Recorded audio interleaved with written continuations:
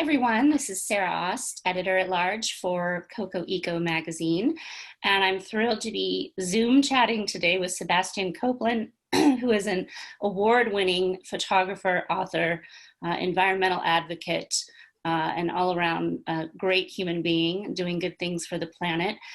Sebastian, it's not your first time visiting Coco Eco, as it were, although I think this is probably your first Zoom environment. And today I really wanted to chat about, not only what's going on with you and your work, but the new book that you have out. And this is the fourth book in a series that you've been doing for some time now on Antarctica. So I'd like for you to talk about the new book, but also let's talk about what is it like to do these expeditions in Antarctica, and what's the inspiration? What drives you to do these missions and to share this work? Thank you, Sarah. Well, first of all, thanks for having me, and it's a pleasure to do something again with Coco Eco. I love the mission and the people. So so I've got a new book that's coming out. It's called Antarctica: The Waking Giant, and so I've done a few books both on Antarctica and the Arctic. It's essentially my thing, I guess. I wanted to be a polar explorer since I was a child, and I got to do that in life, but through a couple of different sort of twists and turn. Having studied glaciology and natural sciences in college, I ended up not going that direction and doing fine art instead. But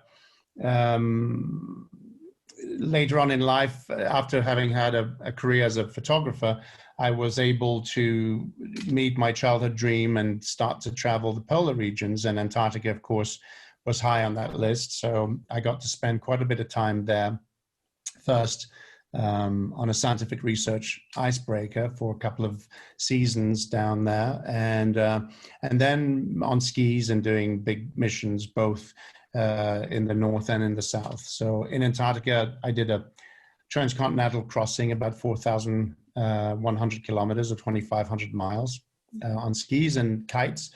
And so I got to be on first name basis with the ice, I guess you could say. And it enabled me, or afforded me, a very intimate sort of, relationship with both photographing it, and to a large extent as well, having a different type of understanding of that type of environment. Yeah, I'm really struck by the subtitle of this latest publication, The Waking Giant. That's a very powerful title. Tell me more about the thinking behind that, and what message you're conveying with that for people.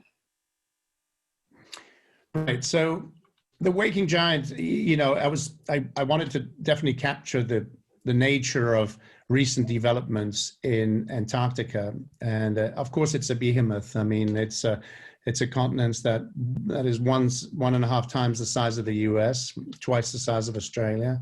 It's obviously the largest concentration of water in frozen form in the world, and for the longest time, it seemed that climate change was impacting it, but mostly on its in a sort of peripheral type of way. It was mostly impacting visibly the peninsula, which is the finger that extends towards South America. And we were seeing a destabilization of glaciers there, the Wilkins Glacier, the Larsen A, B, Cs, etc. And it was certainly alarming, but the continent itself is such an enormous ice mass that it seemed, at least for the time being, impervious to warming climate, until new and really cutting-edge type of scientific research enabled a new type of discovery, and that is that Antarctica was far from being inactive from climate change, aside from the peninsula, as I said, that that we'd been obviously quite aware of for a long time. But that in the coastal region of the continent itself, there were really incredible developments that would have global consequences in the decades, centuries to come. So this is what I was trying to sort of emulate, or to bring into the title, so that it would be commensurate with its outsized personality. Yeah. Your expeditions or adventures, as you say on your website, are notable for many reasons, not only because of the absolutely stunning photography that you capture, but because a lot of your work is you're doing these things without the benefit of motorized equipment. You're doing these things on skis. So tell us about what goes into preparing for a trip like that, and what do you eat, and and why? Well, at least you're not asking the other question: is where do you go to the loo? Which is which or to the bathroom, which comes up quite a bit. So yeah, no, the preparation. It's obviously there's a physical component. I mean, I've spent upwards of 100 days. That is, in excess of 100 days, 103 days on the ice. 84 days, 63 days, 47 days, 36 or something days. They blend in after a while, but long periods of time which require a proper training and conditioning, and that is both physical and just as importantly mental one. So it's a bit of a form of meditation, if you will, and you prepare that long before you set foot on the ice. So the physical training, of course, goes without saying. There's an aspect of it of bulking up, because you're going to be burning a daily calorie count that is much greater than what you're able to consume. So it's a great weight loss program for those interested. There are some inconveniences to it, but it's quite effective. The meditative aspect of it is, I think, perhaps the most important, because anyone can be in good shape and be strong, but it's really about training your mind as well to get to that place. And the meditation essentially is sort of centered around this examination of how to how to be at peace and in fact find strength in pain.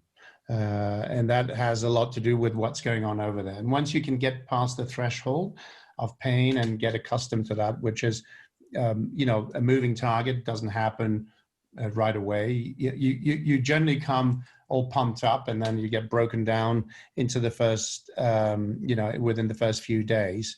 And then with any luck, if you're still standing, then it's a process of building yourself back up from literally having been stripped down to the studs. So, there's always that, oh, what the F moment, I'm too old for this S, etc. And honestly, and I'm making light of it, but of course it's more demoralizing than that, because you're spending a lot of money training and preparing and fundraising and all these things. And there's that moment that invariably you're confronted with of potential failure and not being up for the job, being, as I said, too old or too this or too that or not that enough, etc. So you're always confronted with this notion of being a fake and not being legitimate there and whatnot. And this is that breaking down process before it sort of takes you back to there, and you realize that pain can be a strength rather than a deterrent, that you can source it to give you strength. And that's that meditation that you stick with after that for 3 months. Do you find, how does that then translate to, when you come back to the real world, if you will, as a civilian, back to normal life? I believe you're in Munich. And you see all these environmental issues that we face, and things like the current American administration pulling out of the Paris Agreement. What's that juxtaposition like emotionally, mentally? Certainly, whatever your actual daily activities or efforts might be. Well, that's a great question, and thanks for asking it, Sarah. It's it's always very bewildering to come back into the quote unquote the real world, if only because being in this suspended reality for as long as you are, where you're basically, evolving in a binary environment. There's just, air and H2O in frozen form. And so you're, the sort of the visual data and the auditive data and, all this sort of sensorial relationship that you have to your environment is really narrowed down to very, very simple and, and essentially, as I said, binary reality. And during that time, that simplicity enables you to sort of remake the world in your own head, to sort of reshape yourself and your character in that process. And, you're lost like a stain on a canvas out there. So you're relatively insignificant. So it's both incredibly humbling and it's also extraordinarily empowering at the same time. So it's got that sort of odd dichotomous juxtaposition. But there's no question that you come out from, at the end of the mission, you enter through one door and you come out through another one, a different person, to a large extent. But then you get back into a world that chips away at that reality that you've created for yourself, making yourself a better person, thinking, initially, what are my shortcomings and what should I do in order to try and overcome them? If I'm impatient or if I'm choleric or if I'm, anxious or fearful or whatnot. And so whatever weaknesses you may, examine in yourself, and you've got plenty of time to do that. And if you're like me, I'm not sure, but I've got enough shortcomings to keep me busy, and then you're thinking, okay, when I come out from this reality, I'm wanting to be that person, and I want to be able to impact the world in such a way. And I think that we can get to it, because why not? This is simple though that is. There is such a balance and a logic to being in that sort of environment, and then you get that reality clash of adjusting to the tailpipes and the smoke of cigarettes from 3 tables away that come and just completely aggress your airspace, because you've been completely shielded from smells for a long time, and the slightest scent becomes explosive in your nostrils, and the sounds as well become so aggressive in nature, and so trying to deal with that. And if you extrapolate that into politics and the nature of climate policy or lack thereof, then you're in for a certain type of reckoning, and you'll need all these resources that you try to accumulate out there in order to help you manage it. Yeah, thank you. It's a very philosophical view. I so appreciate that. That's sort of my own bent of mind as well when it comes to these things. What do you say to people? Because I'm sure they ask you in your work, are you an optimist? What do you think the future holds? Probably asking for a bit for environmental prognostications. I'm sure you also get questions of what can I do? What do you say when you get those sorts of questions? Well, you get that, of course, a lot. Is it too late? And so my standard issue reply to that is that, is it too late for nothing to have happened? Yes, it's too late for that. Is it too late to do something about it? It's never too late to do that. So that's point A. Point B is that, of course, we operate in, not to want to get too empirical and into the details of science, because it quickly has a way of just turning into a different type of conversation. But there is definitely an escalation, and the cost structure of dealing with that escalation is exponential. The slower we are to adjust and re-engineer, the more challenging it's going to be, and once again, the cost is going to be greater. Exactly what does that represent? It's socioeconomic, so it's destabilizing as a disruptor of social systems and of economies. It's confronting because you're, by definition, you'll have to adjust to certain realities that we're simply not trained to contemplate. How do you mix multicultures when it's not just people traveling because they have the money to get into a place and visit Paris or Milan, but because they are desperate and they are simply not able to survive in an environment that has been aggressed by rising temperatures or different types of environmental costs. So these have an incidence on socio-political systems, and it leads to intolerance, and it leads, of course, it's all driven by the same mechanism, which is fear.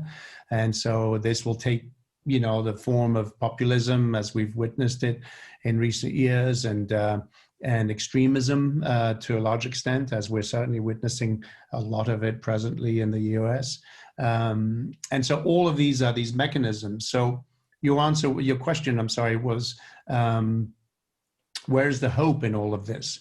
And there is always hope in in overcoming and in adjusting your ways, and there's always hope and humility as well, understanding that our little reality is being challenged, and it's going to be more challenged. But if we don't recognize that life remains a human right and not a privilege, then we're driven to face some realities that one day or another will be affecting us directly. So this climate change has no passport. We're all in it.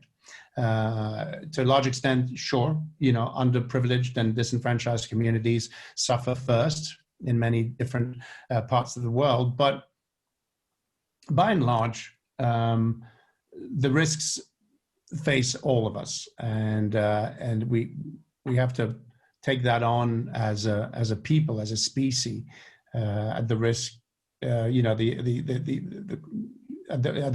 doing it would be at the risk of essentially negating our right to live individually. So I think that the hope is in embracing this reality, not negating it, respecting rather than repudiating science, recognizing that experts don't come out with an agenda, that this sort of cartoon argument that often comes out that somehow that's driven by personal gains, that budgets get paid when there's a crisis on climate. There are so much to study in science that we don't need an extra crisis in order to fund programs, But this comes out, regularly, that Al Gore is enriching himself on climate change, that science departments are, funded by alarmists and whatnot.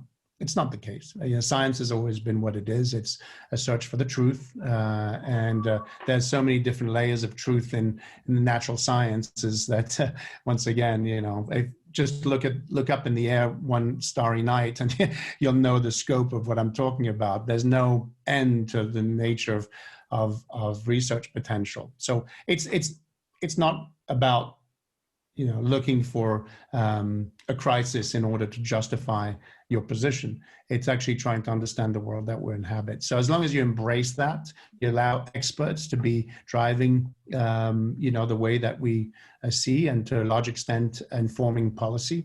And to that extent, you need to support people who do that. Now, I know at Coco Echo, I'm preaching to the choir. So, there's no question that 99.999, and perhaps between the difference between that and 100% of your readers are already on board. But we live in this very polarized crisis society presently, and never more so than during this electoral cycle. So I think this is part of the answer that you're looking for, is find the right champions. Yeah, and I would say too, you said there's truth in science. There's truth in art as well, and that's fundamental to human progress as well. And so I have so much respect for artists such as yourselves who choose to tell stories that are important to the collective well-being of humanity through mediums such as your books and photography and film. And you know, and not, maybe you're not out doing a, you know, a scientific research paper, but there's such great power in art to affect change. So I'm very hopeful that your latest book is going to be another great success. I'm sure that it's quite interesting, you know, during these times, given restrictions on space and travel and everything else, that you can't go doing a traditional book tour. But tell our readers, you know, a little bit more about, you know, how they can learn about the book. Of course, you know, everyone should buy it and have it on their coffee table. The images are stunning, and the lessons are important, but how can we help and get this message out? Thank you for that, for all those words, and also thank you for saying what you said about art being that conduit. You know, there are three pillars to my house. I'm a polar explorer, which is really about adventure and adrenaline and risk. And you know, I've studied glaciology, and my life is all about climatology, and so I'm steeped in the science. And then I'm a photographer, you know, which is a medium through which I open a door. For me, the sort of the nature of the message is that we won't save what we don't love. So I'm there trying to bring the beauty of these environments and help people fall in love with their world in order to find this as a catalyst to wanting to save it. So the book is really that. It's an invitation to escape and an invitation to dream, and never more so than presently during COVID, as you've mentioned. Antarctica, for instance, drew the curtain on the 2021 season just a couple of weeks ago. So if you wanted to go travel to Antarctica, your best bet is going to be to look at literature that takes you there. And I'm hoping that my book might be one of those. You know, I hope to think that you would be inspired by this extraordinary landscape. I was very fortunate to be as I said, on a very intimate, you know, basis with both the coastal region, from having traveled this considerably, and I got my little girls there, and sorry about that, and also, of course, being in the interior in places that had never until mine seen a human footprint. So the book is really all about that. You know, Leonardo DiCaprio was kind enough to provide a beautifully worded foreword for the book. So thank you, Leo. He's a stalwart and a hero of the environment, truly. Yeah. And then then I wrote an essay as well on Antarctica's relevance through its exploration history and all the way through today's climate reality and the incidents it carries to the rest of the world. And so the book is going to be that. It's primarily, of course, it's a book of beautiful images, which it covers many places that had never really been photographed before, let alone been seen necessarily. So it has quite a unique perspective, contrary to some other efforts, mine included, which tend to be to follow a more traditional type of visual aesthetics, given the the variety of the ecosystem on the coastal region. But I'm mixing both coastal and interior, so you get to see this incredible white desert as well. Wonderful. Well, I'm excited that we were able to make this work with the time zone difference. Thank you so much for going on this fun little Zoom adventure with me. And I will look forward to also sharing some of the images from your book with our readers. I know everyone is keen to see it. And Sebastian, we just thank you so much for your work and for your time, and good health to you. Thank you so much, Sarah, and you as well. Please stay safe, and thank you all for listening. If you're looking for the book, it's published by Rizzoli, and it's called Antarctica: The Waking Giant. Yes, and we'll be sure to include links and all that as well. Terrific. Thank you, Sarah. Take care over there and stay safe. You too. Bye. Okay, bye-bye now.